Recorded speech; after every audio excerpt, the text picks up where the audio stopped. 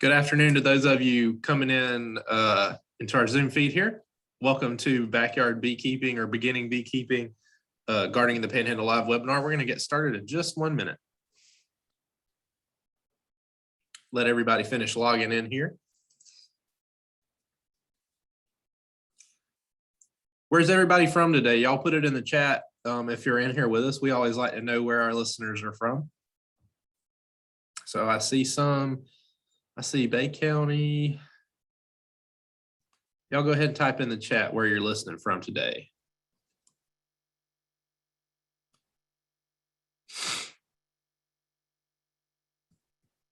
Escambia Cantonment. All right.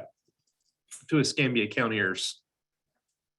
Lived in Escambia County for about 4 years. Loved my time in Pensacola.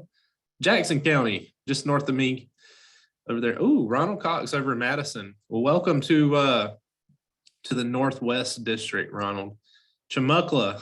After I left Chumuckla, or after I left Pensacola, I moved to Chumuckla. Fun fact. At any rate, let's go ahead and get started. People are kind of filtering in here.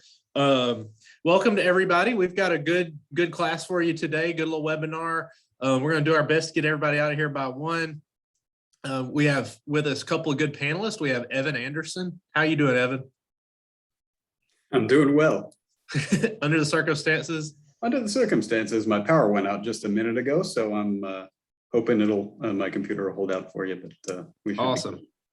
And we've got a new guest for us today, special guest, Chris Oster. How are you, Chris? Doing good, doing good. Give us a little background on yourself before we get started here. Sure, yeah. Like you said, my name's Chris Oster. I'm currently the lab manager at the University of Florida Honeybee Research and Extension Lab. I've been here almost a year now. Before I started here, I was an apiary inspector with the Florida Department of Agriculture and Consumer Services for District 9. That covers Brevard, Indian River, St. Lucie, Martin, Okeechobee, and Palm Beach counties. So a little further south than most of the people here, but Gotcha. Beekeeping's beekeeping. Yeah, that's right. Yeah. And Ray Bodrey, are you with us, Ray? Ray's been having some technical difficulties today, so he might come in with us. But if not, we'll get started. So our first section here, I sort of titled Getting Started. So our first question, Chris, goes to you. For someone with zero experience and who's nervous around bees, that would be me if I started beekeeping. How would you suggest we get started? Sure. So, no one starts out with experience, obviously. So what I recommend, especially if you're a little nervous to be around the bees at first, you don't necessarily want to dive straight in and get your first hive. What you might could do that's pretty helpful is try to find a local beekeeper and ask them if they need help in their apiary. A great resource are local beekeeping clubs. I know most counties or areas have their own club, and that group of people is going to have hives that are in your area. So the maintenance is going to be pretty similar to what you would need to do. Mm-hmm. So, and beekeepers are always looking for a hand out in the yard. So if you just ask them to either just shadow them for a little bit, or if they need help doing any of their duties, they'd be most likely more than willing to help. So that's a good way to get a little experience before getting your own hives. Awesome. Evan, we're going to go to this next question for you. There's a bunch of people that ask similar questions here. And so they're all variations on, how much room should you have? Can you get started with as little as a 1/4 acre residential yard? Do you need to have large acreage?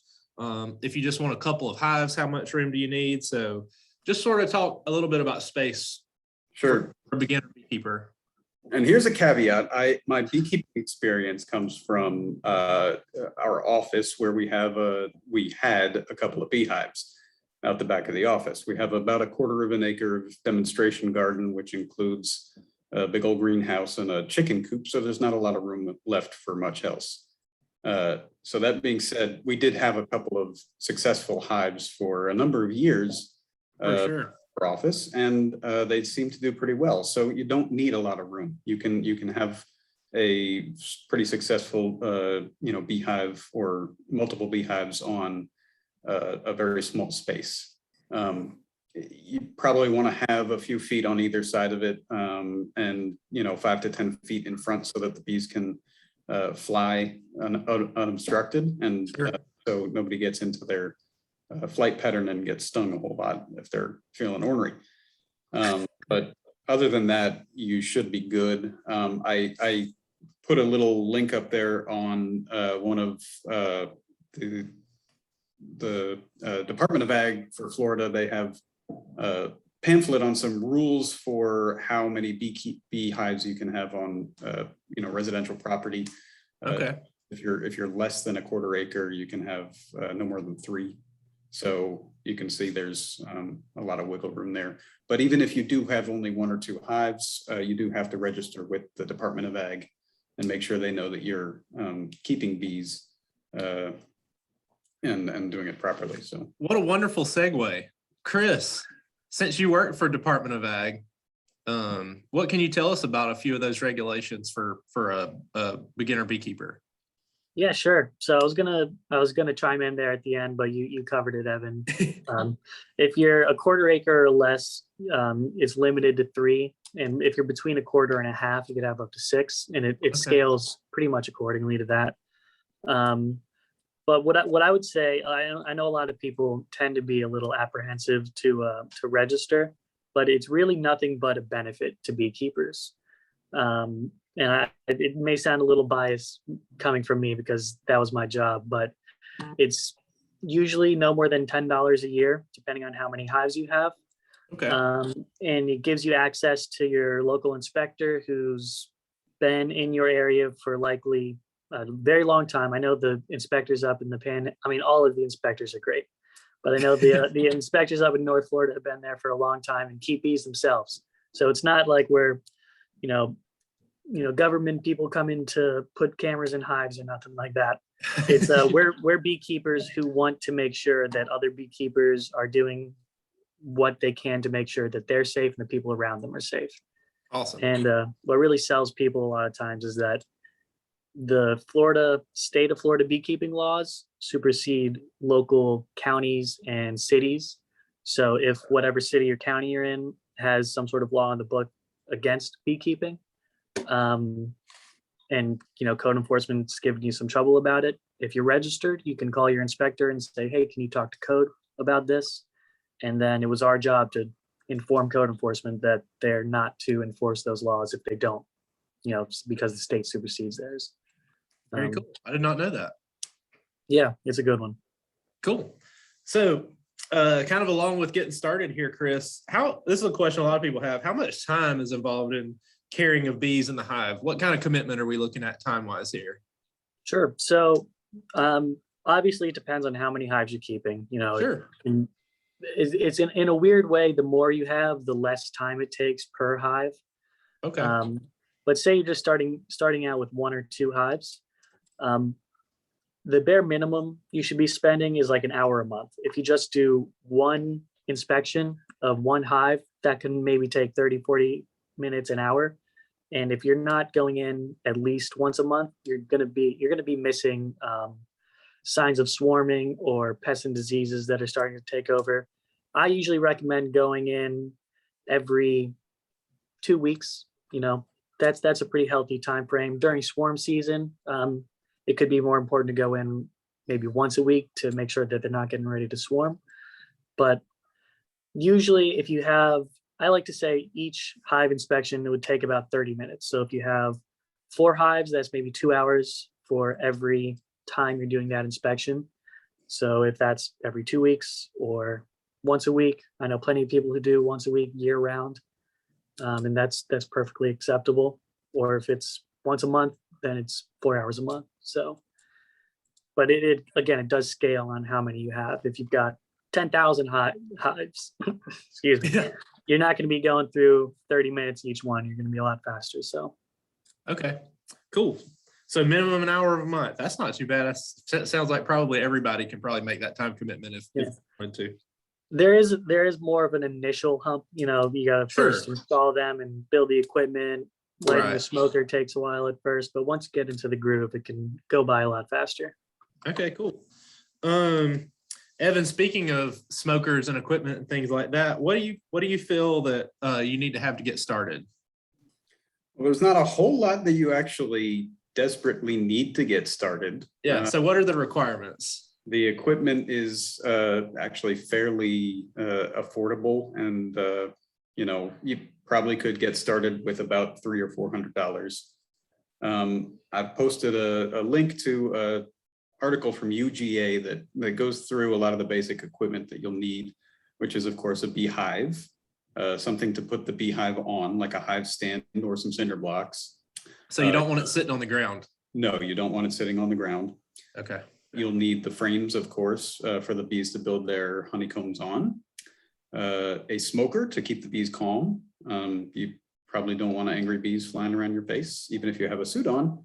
So calm them down with a smoker. A hive tool, which is kind of like a little crowbar and multi-tool that you use to pry open the hive to separate the, yeah, Chris has one there. It's just a handy little tool that helps you with whatever you have to do with the hive. Because the bees make a substance called propolis, which seals everything together and seals in cracks. When you're getting into the hive, you obviously need to break that, and it, not good on your fingernails to do that with your hands. So, I would recommend at least a veil, if not a veil and gloves and a suit. Okay. I have killed bees without a suit. I was nervous. I'm not afraid to say that, but if the bees are docile, they can get used to people messing around with the hive. I wouldn't take my chances in the long run over a long period of time, because every time you enter the hive, you're messing with them and taking that chance of getting them upset. So a bee suit, or at least veil and glove, is good. You'll probably need a bee brush, which is not on that list that I posted, which, when you pick up the comb, the frame, you probably have to brush the bees gently off. Okay. So that can help. And then to get them through the winter, sometimes you'll need feeders, which is basically a glass jar that is full of sugar water that they can sip from. That's good deal. So Chris, you agree with the $300 to $400, to get started? Is that kind of normal? Yeah, it seems reasonable. The most expensive thing to get started out, like you said, is the bees themselves. Okay. Mm-hmm. Gotcha. Very good. So let's say we have a really small backyard, Chris. Do you need to, are there like hive sizes you need to look at? Is there like a small hive you should use, or what should they be looking for?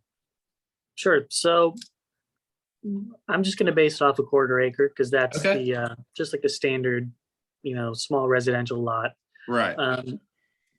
According to law, you can have 3 hives, and there's not really a definition of what a hive is. Yeah, there's not like a size, but I mean, 3 10-frame Langstroth hives is certainly manageable if you're keeping them properly. But if you're worried, if your neighbors are a little on the fence, you could do what's called a nucleus, or a nuke, which is just 5 frames. And so that's smaller than the 10-frame, obviously. There's a couple other alternative style hives that are even smaller than that, but they're a little harder to manage. So just a standard 10-frame hive is not too large for a smaller property. Okay, gotcha. Very good. That's awesome. So now that we've gotten started, Evan, we'll send this question to you. What's the best location on the property to place your hive, in relation to people, buildings, gardens, and sun? And after you talk, we'll let Chris say if there's any, regulations we need to know on that. Yeah, I like I said earlier, I think as long as you have a few feet on each side of the hive, we had ours at the office right at the back of our tool shed, and they didn't seem to mind that. But a few feet on either side and about 5 to 10 feet up front should be good. You don't want it in the path of people walking by. Once you get a little ways away, they're not going to bother you. They're flying out and looking for nectar and pollen and all that sort of stuff. But just for safety's sake, probably 5 or 10 feet in front, and not too anywhere anyone is going to walk past. Gotcha. Chris, what do the laws say for us? So there's two parts of that sometimes people get mixed up, but I'd say it's Okay. the most important and easiest to accommodate. So the two requirements are that if you're on a non-agriculturally classified property, you need to have a barrier to prevent access to your hives. Okay. So the way I describe that is if I can just walk up from the street and bump into your hives, that wouldn't be satisfying. You know, it's like the same thing. You have to have a fence going around a swimming pool. You know, you don't want Right. someone to walk up and get hurt. So that could just be some ropes on a stake. There's, as long as there's a barrier that you could prove that someone had to knowingly cross to get to your hive. And then the other one is that if your hives are within 15 feet of a property line, there needs to be a solid 6-foot flyaway barrier between that hive and the property line. That could be vegetation that's dense enough that bees can't fly through it easily, or a solid wooden fence, a chain link fence with the slats in it. But if you're more than 15 feet from the property line, you don't need that 6-foot flyaway barrier. Okay. So not super stringent regulations I'm hearing to get started with this. Most people's backyards, already satisfy the rules and they don't even know about it. So we had a question come in the chat, and we'll get to all of the questions that have come in from Facebook in the chat, but let's get to this one where we're talking about hive location. So I'll throw this out to you guys. What do you recommend if you live in bear territory for hive location and protection? Evan, Chris, either of you? That's probably going to be more of a problem in the winter when they're actively foraging and hungry. Keep it safe from bears if you can. Bears can climb. Bears can. Good luck. Just that it might be an issue. From what? Someone coming through? Ray, are you with you? Go ahead. Yeah, I'm here. Go ahead, Chris. Well, I was going to say that an electric fence is pretty much the best way to keep bears out of an apiary. And if it's in your backyard, and you got pets or people running around, you might not want an electric fence there. But if you got an apiary that's out in the woods, you would need to have some sort of electric fence. But the hard part about that is that you can't, or it's very difficult once bears find an apiary and you put up an electric fence after you've been dealt with the bears, they'll still try to get through that fence. So you need to be more preventative and set it up beforehand. Okay. Yeah, there's a EDIS document from UF about bears and electric fences. Yeah. Final question on this. Evan and Chris and I were talking about this before we came on. There are some different concepts of what beehives can be and what they look like. And one is this concept of horizontal hives. How does that fit into Florida beekeeping, you guys? Evan. So full disclosure, I have never heard of a horizontal hive before today, but fair enough. So, I know there are a number of different styles of hive, and I would say the Langstrom hive is probably popular for a reason. And even if it has some drawbacks, it's the most widely available hive. And you're going to find much more support both with local beekeepers online and just being able to get the equipment for kind of a regular hive than anything that's non-standard. So, the horizontal hive that was mentioned was a Layens hive, and it is a bit taller and narrower, the frames are, than your Langstroth hive. It's going to be heavier, obviously, because it's bigger. So they say it doesn't need as much maintenance, but I don't know. If you're actively maintaining a hive, you're probably wanting to look in it, and keep track of pests and diseases and all that sort of thing. So I don't know, Chris, do you have any input on that? Yeah, I was going to say I've never maintained any myself, but when I was inspecting, I was in several top bar hives, which some people call long hives, and long Langstroth hives, which is just the same style as a Langstroth, just instead of 10 frames and then you put 10 more in a super, you can add them lengthwise. Okay. And to me, what I see the main advantage of those is that if you're trying to pull honey or something, you don't need to pull off, 10 frames in a super. That could weigh, 100 pounds during a good flow. You have to do it a frame at a time. So it's a little easier if you've got a bad back. I'm a little dubious about people claiming that they've got health advantages because I've not seen any myself or seen any research that supports it. But, I think it just comes down to personal preference. If you don't want to be lifting supers and lugging them around, then a long lang or a top bar might be a good idea. That makes sense. All right, so we'll move on to pest control, and this is sort of not super related, but kind of, Chris. So from a regulatory perspective, you might have dealt with this before. So a Facebook listener, Bruce Carnahan, says, do community sprays for mosquitoes affect bees and beekeeping? What are your thoughts on that? So, and this always is, it's a pretty hot topic. Yeah, for sure. If your hive is right in front of the truck and it comes by and sprays into your hive, that'll certainly have negative effects. Generally, like if you have a hive in your backyard that's a good distance from a road, a spray shouldn't affect it too much if they're applying that spray properly at the right time of day.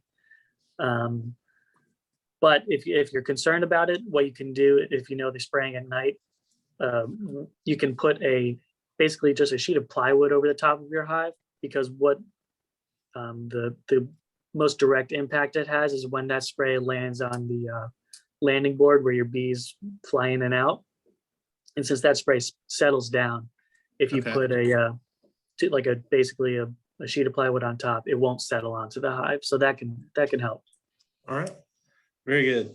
We'll start out with a couple of different pests, and then we'll save the big one for last, Chris. So first question from Zoom, let's control pests such as wax moths and small hive beetles.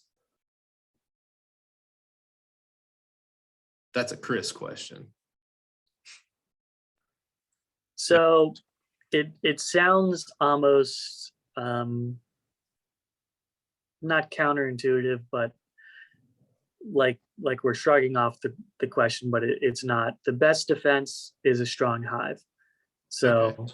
If you're already having trouble with small hive beetles and wax moths taking over your hive, they can be pretty difficult to get rid of. Small hive beetles, there's a lot of traps available that work pretty well. Just make sure you're following any laws when you're using those. Pesticides, the label is the law. But the best defense is a strong, or what did they say? The best offense is a strong defense. Yeah, there you go. My sports metaphors aren't that great, but if you're doing constant health inspections and you can start seeing a couple beetles, if you just physically kill those one at a time, that actually does make a noticeable difference. We had Dr. Charlie Stool here at our lab recently, who's the small hive beetle guy with the USDA. And I asked him, because we were having some troubles in one of our apiaries, and he says mechanically removing them is the most effective way. Okay. So if you've got one or two hives and you're able to squish beetles when you see them, that'll certainly help. But if that hive's got 10 frames of bees, they can control a few beetles before it becomes an issue. And same thing with moths. Usually those are secondary pests that invade a hive that's already weakened. What do you mean by a strong hive? A strong hive is if you open your lid off and you see bees on all the frames, that's a strong hive.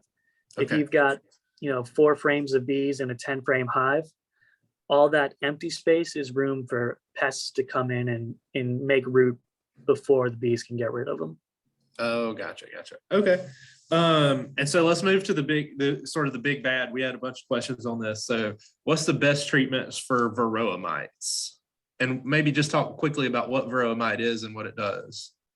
Sure. So the Varroa destructor is a parasitic mite that feeds on the fat bodies of developing larvae. And when it does so, it can introduce a whole host of really nasty viruses. And that's certainly the biggest threat to beekeepers right now is Varroa. So there's a number of different options to control them, and we can't endorse one over another. But even if we were able to, I still wouldn't, because they all have different methods, and every beekeeper has different preferences. But what I do recommend, the Honeybee Health Coalition made this tool called their Varroa Management Guide, and I think someone just linked to it in the chat. It's the best tool out there for deciding on your treatment because it's interactive. You tell them your preferences on like chemical use, you tell them the time of year, the size of your hive, if you do have honey supers, if you don't, you just take this, basically a short quiz. It'll tell you what treatments will work with your preferences. Excuse me. And it'll have videos on how to administer any of those treatments. It'll have links on where to get them, question and answers about all those treatments. So if no one remembers anything about what happened today, honeybeehealthcoalition.org Varroa Decision Guide is the number one takeaway. Okay, good deal. All right, so let's get to some just sort of miscellaneous topics that hit pest control pretty good, and we may get to some of that a little bit. But Evan, our first question is for a Facebook question. Pamela Hunley asked, is there a way to encourage bees to make their home in my yard? This person, is more of a gardener, not really a beekeeper. So what should they do to attract bees for just general garden purposes? To attract bees, I mean, it can be difficult to find a swarm and really attract it to your property, but as long as you have some kind of cavity for them to live in and food for them to eat nearby, you may get a swarm of bees. And I get calls every spring about people who get the swarms of bees in the wrong place. Gotcha. Calls I get. If you don't want them in your house or in an old piece of equipment that's in the weeds, I suppose you could put out a bee box and try and attract them. But what if they just want the pollination benefits and don't want to be a beekeeper? Then plant plenty of plants that attract pollinators. So Okay. all the plants that flower in the different seasons. You can find a lot of information on all the plants we use for landscaping at the Florida Friendly Landscaping Guide. You can find that online. Okay. But really just giving them something to eat is probably the best way to attract pollinators. Awesome. And so Evan, we'll stay with you for this one since we're up here and you're in the far northern reaches. You actually have the highest point in Florida in your county. So you're in Florida. How should you keep a bee colony in the winter? So this question is actually from Williston, but just to answer it, are there any special considerations you need to make for winter? There's a few, and I actually wrote an article on this about 6 years ago, so it's not fresh in my mind, but there are a few concerns. One of them is food. Obviously, in the Panhandle, we have maybe a few things that'll get through the winter flowering, but not a whole lot. So they're going to be possibly looking for or not able to get the food they need. Their activity level goes down when the weather cools off, but they still need about 80 pounds of honey for a hive to get through the winter, 3 frames of pollen. So they do have to have those stores, and if you've harvested too much honey or if they haven't put away enough, you may need to supplement with some sugar water. Moisture levels can become a problem in especially our climate with the humidity.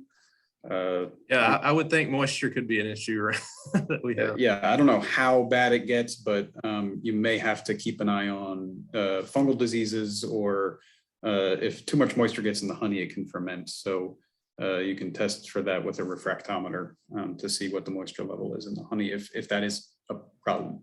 And you should be able to smell it if it's starting to ferment. It'll smell alcoholic. Gotcha. The other thing would be pests and diseases. You can read that on the article I wrote. There's a few things to worry about. And then, of course, like the question we had before was foraging animals, so bears. If you do live in an area where bears could be an issue, it's better to put up an electric fence before that's a problem. Apparently you can, if you have the beehives up high on a platform, that can help to deter bears from finding it in the first place. But the best thing would be an electric fence if you know you have a problem. Gotcha. Awesome. Chris, so we have a question about when is the best time to add supers. Could you shed a little light on that and maybe why you would want to, and then when you would do that? Sure. So if whoever asked this, if they're looking for a specific week and a specific month, I'm sorry, but I'm not going to pinpoint it that much. You can't say at 6 p.m. next Saturday, you know? Yeah, about this time tomorrow. No, but Gotcha. and especially here in Florida, the plants vary so wildly from, you know, north to south, coast to coast, whatever it is. I would talk to a local beekeeping club if you can, if there's one around you, and see what they say, because that's information that's local to you. And if it's, you know, it's cumulatively decades worth of beekeeping in your area, so they'll know more on the finer dates like that. But I believe I put a link to what we have from the university is our beekeeping management calendar, and we've got it in 3 regions, so South, Central, and North Florida, which is like a rough estimate of when you should be doing what actions, and one of them is adding supers. But generally in the springtime, I like to say if you're adding honey super, well, if you're adding any kind of super, I generally would wait until the box below that is at least like 80% full of bees. Or if you're adding a honey super, the same thing. Or if you're adding a honey super on top of that, I would wait until the one below it is about 80% full of honey. So just you would never want to add supers of any kind on top of a hive that's really weak, you know. So you just need to be paying attention and making sure that it's strong enough to be able to take them. Back to the strong hive principle. Yeah, exactly. Okay. Evan, this is a great question, kind of related to the one with pollinators earlier, but this is more geared specifically towards beekeepers. Are there specific plants that we need to be paying attention to, maybe even planting on our property to support honey production? Well, anything that's flowering is probably going to be pretty good. You can avoid things like yellow jessamine, I think, is one that's toxic to bees in the early spring. But there are some that do produce, you know, more nectar than others at any given time of the year. I actually have a chart on this that I can send to you if you want to email me, and I will type. Well, if you need my email address, somebody might be able to post it on the chat there. But I can send that to you in short. Some of the major nectar plants are gallberry in the you know, spring and early summer. Two, a popular one. Ligustrum again in the spring. Chinese tallow, please don't plant it, but the bees love it. It's an invasive tree. If you have, you'll have about 1 million of them, but you know, they go after that. It tends to drop off for nectar toward the, you know, late summer and fall and winter. But so just because bees are on flowers doesn't mean they're making honey off of it. Well, you know, some of them are gathering pollen. Okay. We will be trying to gather the nectar as well. So any, especially native plants that do well in our area are good for nectar or pollen. And like I said, if you want that chart, email me and I'll send it over to you. Which all right, cool. A lot of the plants we have. Chris, could I add something? Go for it, Chris. When I was inspecting, I had people asking me all the time. They'd say, like, I've got an orange tree in my backyard. Am I going to have orange blossom honey? It takes millions of trips to flowers to make, you know, a pound of honey. Really? So yeah, so having like 1 or 2 flowering trees or plants is not really going to have too much of an overall effect on the honey you're producing. It's certainly not going to hurt to have flowering plants. It's good for the bees and the native pollinators as well. But I just don't want people to assume that if they've got 1 or 2 trees in their yard, that's the honey that they're going to be making. The bees will be foraging for miles. So Chris, tell me this. If I'm marketing my honey as a specific kind of honey, how do I know that it's that? So most of the honey that's marketed as, you know, orange blossom or gallberry or something like that is in an environment that's pretty monofloral. Like if I wanted to make orange blossom honey, I would go to an orange grove where that's the only available flower. There are a couple labs that you can actually have your honey tested. I think it's a university. It's somewhere in Texas. I'm not too sure where, but you can send honey there, and they actually take pictures of the pollen that's in your honey, and they can identify the types of plants that's come from. That's pretty fascinating. They can have it there. We'd like to do that here at our lab, but is there like a certain percentage? I hate to be asking you all these questions. Is there a certain percentage of that you need to be able to call it a kind of honey? So there is, and I don't remember exactly, but I think it's 60%. I want to guess. Okay. I think it's the same thing with Tupelo. Tupelo honey has to be certified to be called Tupelo, and they look for that percentage. So I think Ray's maybe going to try to shed some light on that for us. Ray, I heard you trying to chime in there. Yeah. I believe it had to be 51% for it to be marketable as Tupelo. Okay. 51. So 51, yeah. So more than half has to be Tupelo, yeah. Yeah, well, Tupelo, just the way that's produced, I'd imagine it's since it's out in the swamp, it's probably one of the only flowering plants at the time. So yeah, and it's a very early, yeah. Mm-hmm. Okay, cool. I just burning question. Chris, this is another regulatory type question. It's a extremely controversial one sometimes. So this listener lives near farm fields. We have lots of cotton and peanuts in the Panhandle. Can you still beekeep around that? What are the concerns, and how should a potential beekeeper mitigate those concerns around big, commercial ag fields? Sure. So, I mean, especially cotton. Just the way that I'm just going to look at this partially from like a commercial beekeeper standpoint. Okay, sure. They get hired by growers, like cotton producers, to put their bees in those fields to increase the yield on the crop. Oh. So not every farmer does that, but a lot of people do. So it's in their best interest to be following the labeled laws on the pesticides, because those labeled laws or those labels are written in a way to not harm pollinators. So if the farmer is following the labels appropriately, then there should not be an issue. It is certainly possible to keep bees in or near farms like that. But, it's not a guarantee that you won't see some adverse effects from time to time. Yeah, I mean, herbicides and herbicide use practices have certainly come a long way in the last 30, 40 years. Yeah, so hopefully everyone's doing what they're supposed to be doing.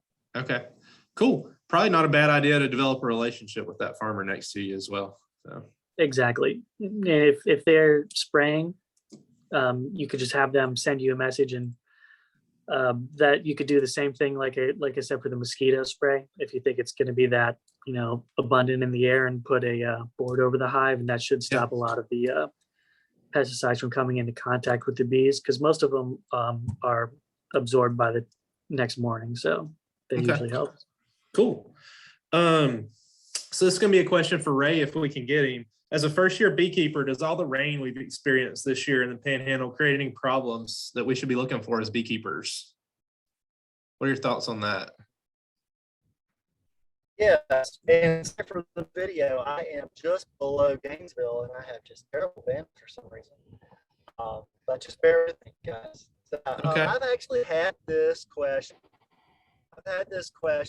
Posed to me by both commercial and obvious beekeepers there in Gulf County, as that all this rain that we've had, especially this monsoon of rain that we've had over the last couple of months, the main thing that's really caused an issue is, one, of course, you want to keep your bees high above ground so they're not sitting in the water, but also the main issue in carpenter ants, red ants, number of ants that do not like water. They do not like rainwater, so they're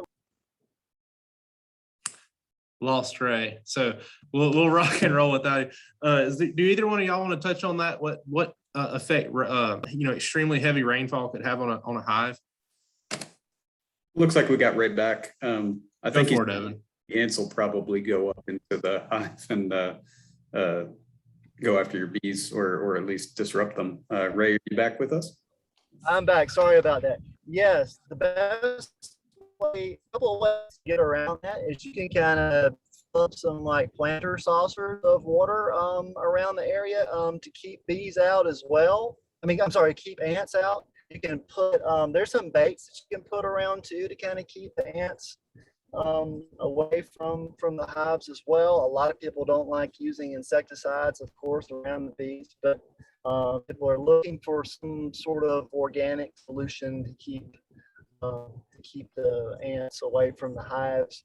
I mean, I've even heard people using something like a mixture of like axle grease in like little small containers to put around hives that kind of deter ants from trying to get up in the hive. Really, a really good course of action to use is just get.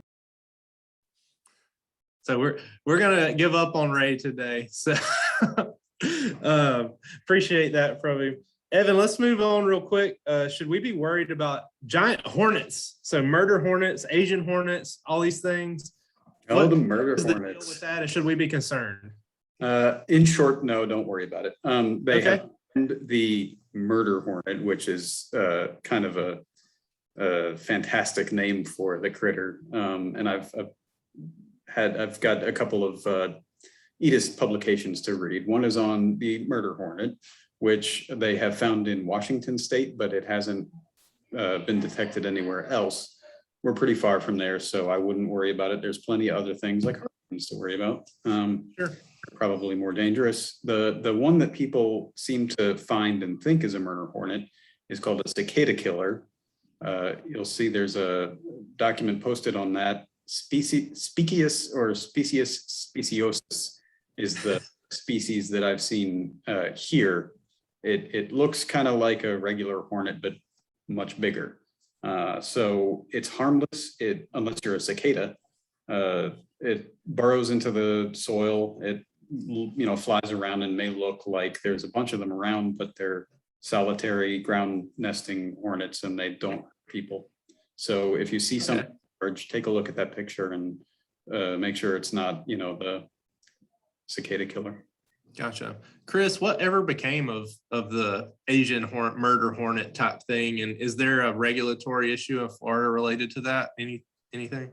Yeah, so I'm kind of following along the Asian giant hornet saga pretty closely. A couple weeks ago, the Washington. I'm sure y'all's Department lab was busy there for a little while. Yeah, when the whole story first broke, I was still an inspector. Yeah. But that week I got about a dozen calls about people finding them, and they all turned out to be cicada killers. Yeah.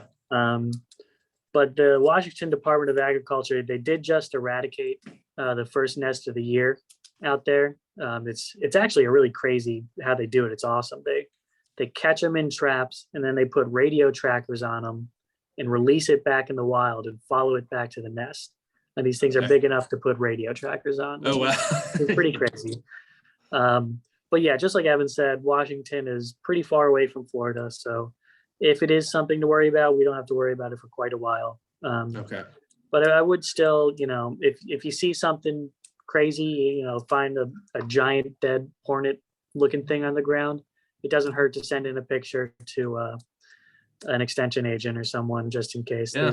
There's a lot of agricultural commodities moving all over the world. So I would say it's foolish to assume that pests like that will never get here. But like Evan said, it probably would be quite a while from now. Yeah, we can absolutely. If you bring a pest sample into the office, into your local extension office, we can send it into the entomology lab and get it identified for you. So please do that if you have something you're concerned about. Mm-hmm. Evan, so this listener has identified all these kind of bees. So honeybees, cutter bees, carpenter bees. They've got all this going on in their yard and garden. Do they need to provide a bee house for those, or are they just going to be good on their own?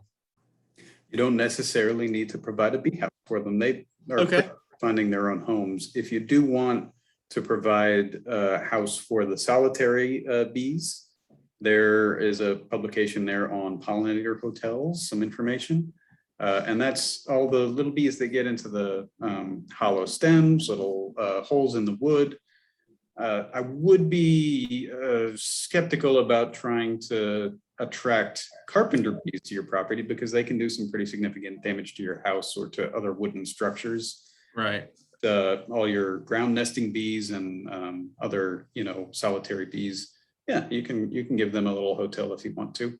It's certainly not going to hurt, and they are harmless to people. Okay, yeah. I remember as a kid, not knowing what we were doing, going around with sticks and stuff and hitting the carpenter bees. Yeah, I'm pretty sure my grandparents would have hired us to do that. But anyway, Chris, best way to catch wild bees in the area. I presume this person is talking about, catching swarms and things like that. And are there any concerns with killer bees? And I also am going to go ahead and presume we're talking about like Africanized honeybees here. So shed some light on that, when to catch a swarm, and should we be concerned if we do that with, getting a hive of Africanized honeybees? Sure. So when I give a talk about starting your first colony, I always say that there's a bunch of different options on how to first acquire bees, and catching a swarm is certainly one of them. It's obviously the cheapest, but the least reliable. Okay.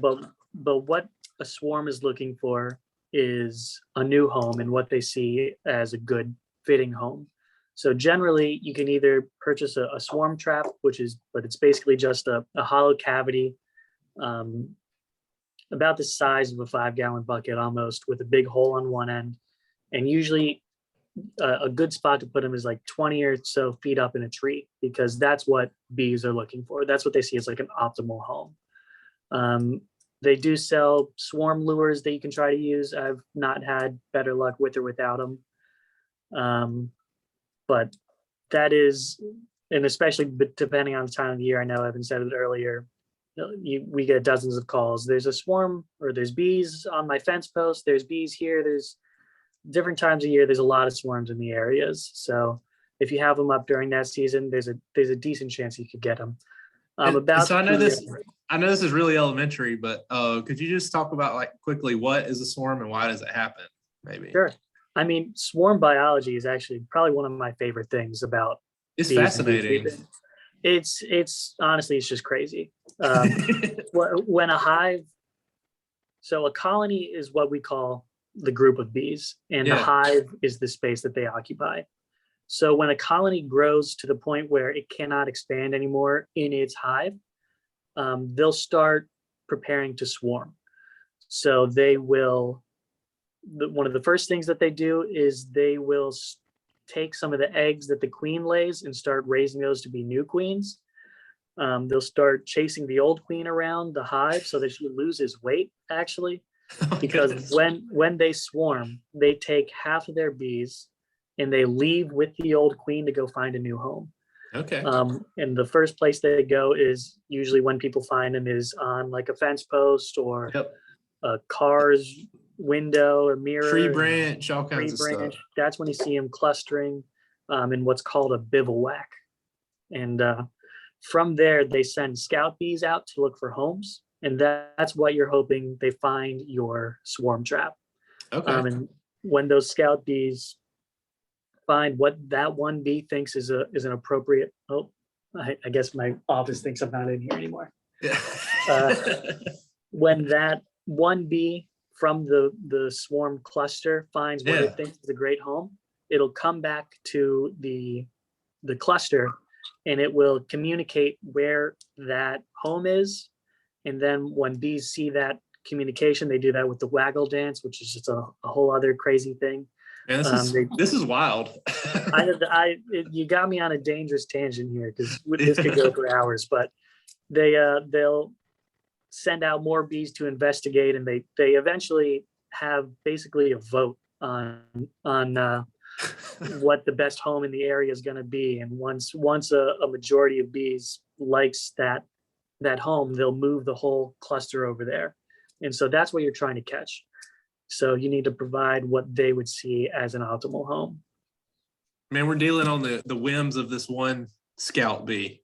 Pretty much. And I think the theory is on the lures is most of the lures that are for sale is just that it's basically just lemongrass oil.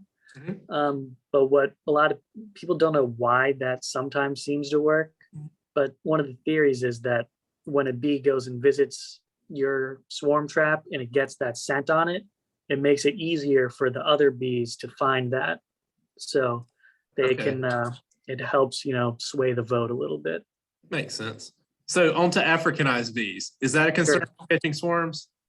So one of the rules and regulations in the state of Florida is that a beekeeper must maintain a colony with queens or queen cells from a certified honeybee queen producer.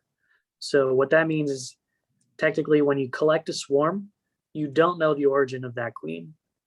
And she very well may be carrying Africanized genetics. And I've had this happen. I mean, I was in South Florida when I was an inspector, so I was dealing with a lot more mean bees. There aren't as many up in northern Florida, but it's still not impossible to come across them. But what I would get people telling me all the time is that I collected this swarm a couple weeks ago. It was perfectly fine. It was docile. I could have collected them naked if I wanted to. And now that I gave them a home, they've gotten really defensive. So the reason that can happen is that we never say that honeybees are aggressive at all. No bee ever leaves its hive saying, oh boy, I can't wait to go sting someone today. Right. They only act in defense of their home. Okay. Just the difference with the Western honeybee or the European honeybee is that it's much less defensive, and the Africanized or African bee is more defensive and over a greater area.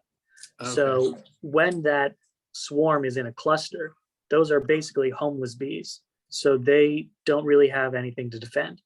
So that's why even very defensive bees are much more docile when they're in that swarm.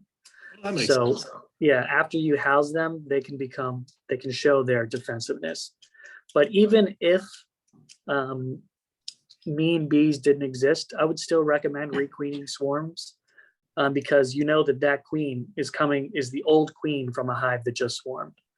And over time, the queen becomes less productive in her egg laying. So Okay. you know that queen's probably been around for about a season at least. So if you catch that swarm and requeen them after you put them in a hive, then it'll be more productive. And that's basically a guarantee. I mean, Fair as enough. much as a guarantee in biology can be, which is give or take. Awesome. Evan, we've got 2 questions left. This is our last one before we do a little round robin question. So we've got a question here in the chat from earlier about queen laying eggs in honey. Can that happen? And if so, is that an issue? I'm not familiar with the phenomenon. Okay. No, do queens ever lay eggs in honey? I don't know. Chris, what do you I think so. I think they might be asking if a queen gets above the excluder into a honey super. Right. And that certainly can happen. Some queens are just skinnier and they can do it. Sometimes your excluder just has one bar that's bent a little bit out of place.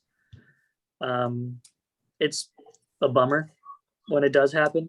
What I would usually do is if there's any frames with just honey and no eggs, I'd put them in a new super above that with a queen excluder between those. And I'd put another queen excluder down, or no, that's incorrect.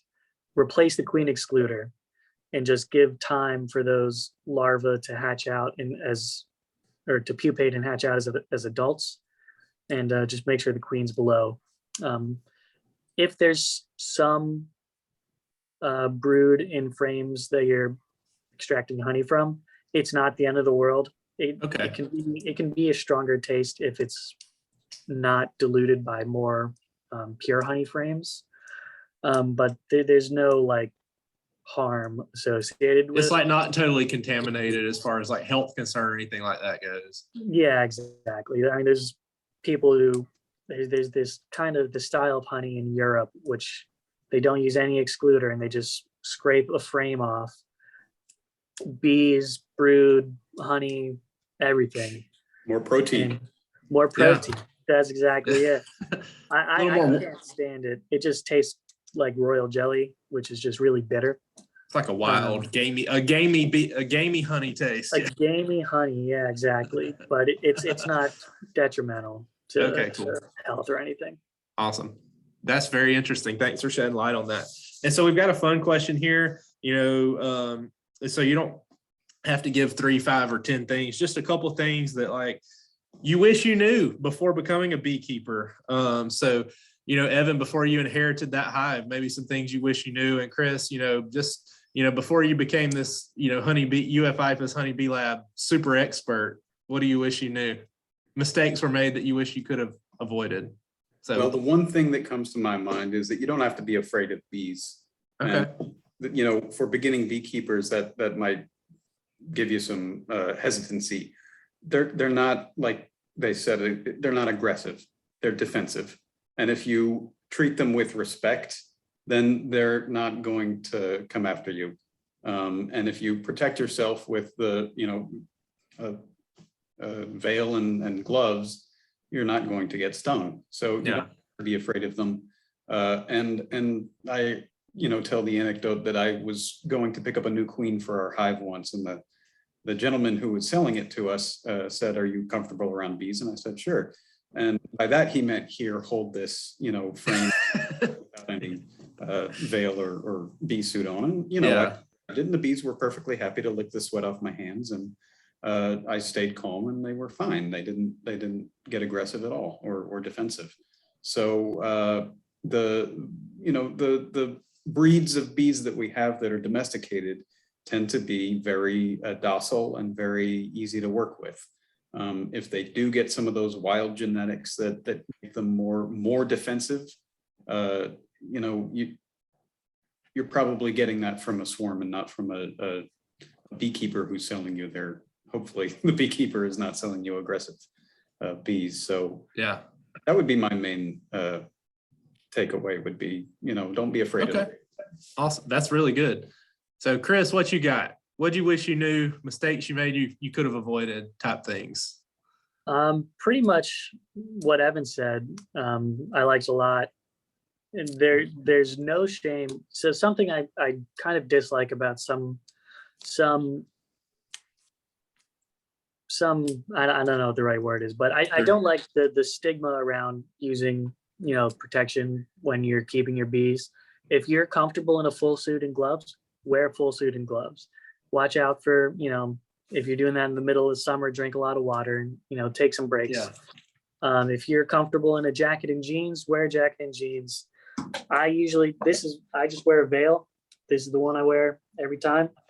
But I will never not wear that veil. If I'm opening a hive, I'm going to be putting that on, even if I'm